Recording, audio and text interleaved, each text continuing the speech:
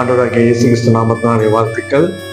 தினமும் ஒரு ஜெப விண்ணப்பம் என்று சொல்லி தினமும் ஒரு ஜெப விண்ணப்பத்திற்காக ஜெபித்துக் கொண்டிருக்கிறோம். இந்த நாளிலும் நாம் ஒரு விண்ணப்பத்திற்காக ஜெபிக்க இருக்கிறோம். ஆண்டவராகிய இயேசு கிறிஸ்துவின் நாமத்தினால ஒரு சமூகத்துல தேவ சமாதானம் வேண்டி நாம் ஜெபிக்க இருக்கிறோம். இன்று அநேகருக்கு சமாதானம் இல்லாத வாழ்க்கை தான் கொண்டிருக்கிறது. அப்படிப்பட்ட ஒரு வாழ்க்கையில தேவ சமாதானம் உண்டாகும்படியாக நாம் ஜெபிக்க போகிறோம். அலுவலகத்தில், நண்பர்களோடு, உறவினர்களோடு, குடும்பத்துக்குள்ள, கணவன் மனைவிக்குள்ள, பெற்றோர் பிள்ளைகளுக்குள்ளாக, இந்த மாதிரி ஒரு சபைக்குள்ளாக, இப்படி அநேக இடங்களில சமாதானம் இல்லாத ஒரு சூழ்நிலையாய் இருந்து கொண்டிருக்கிறது.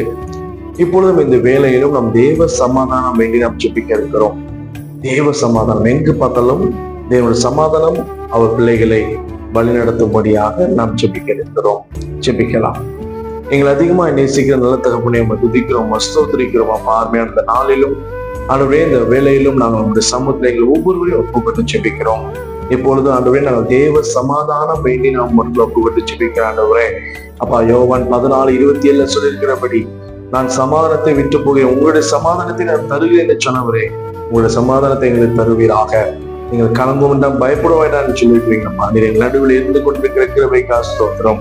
இந்த நாளிலும் ஆண்டவரே, யாரெல்லாம் எனக்கு சமாதானம் வேணும் என்று சொல்லி மடத்துல மன்றாடி ஜெபிக்கிறார்களோ அவங்க எல்லாருக்கும் தேவ சமாதானம் உண்டாகட்டும் அப்பா.